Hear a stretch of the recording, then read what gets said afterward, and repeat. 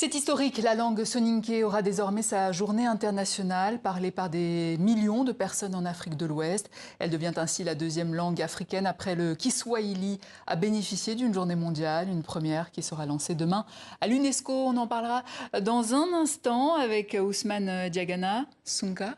Sunka Nidia Androgodo Nawali. Sunka qui veut dire bonsoir en soninké. Je ne pourrais pas poursuivre la conversation malheureusement avec vous en soninké, voilà, mais le cœur y est. Et je vous dis Sunka Jam Nawali Morosiri. Nkadankuni, ça veut dire oui. Sunka, ça dit bonsoir à vous également. Je vous remercie et avec grand plaisir. Donc je rappelle que vous êtes président de l'association pour la promotion de la langue soninké, docteur en linguistique. Mais d'abord, voici ce reportage de Kaoru Magassa en région parisienne.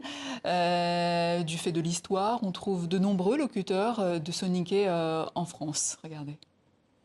Dans les rues de Paris, pour entendre parler soninké, il faut tendre l'oreille autour des logements de travailleurs migrants.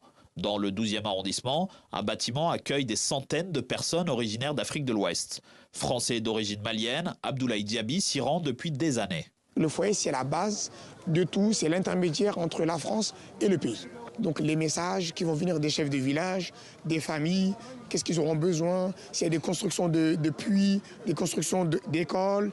Donc si on ne parle pas notre langue maternelle, il y aura des difficultés qu'on va rencontrer pour parler, pour communiquer avec nos familles. Pour Charles et Nicolas, l'apprentissage de la langue est un moyen de faire découvrir un pan de leur identité à ses enfants âgés de 8, 6 et 4 ans.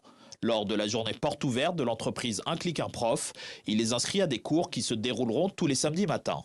Vu que ma femme elle est d'origine malienne soninké, mais qu'elle ne parle pas à la maison, moi ça me tient à cœur qu'ils apprennent leur langue. On est en France, ils sont français, ils sont nés en France, mais ils ont les origines maliennes. Et pour moi, c'est important qu'ils soient imprégnés de ça comme ils sont imprégnés ici en France. Un Clic Un Prof, c'est une demi-douzaine de classes pour tous les âges et tous les niveaux en soninké.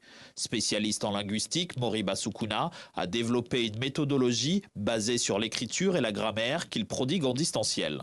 On a tendance à croire que les structures n'existent pas dans ces langues-là, on les parle parce que c'est de la transmission orale et ça reste de la transmission orale. Non, les soninké, ce sont quand même la première communauté d'immigration d'Afrique de l'Ouest en France. Quand on leur parle d'adverbes, de verbes transitifs, intransitifs, c'est vraiment une découverte et surtout, et cette découverte, ça met de la valeur à la langue.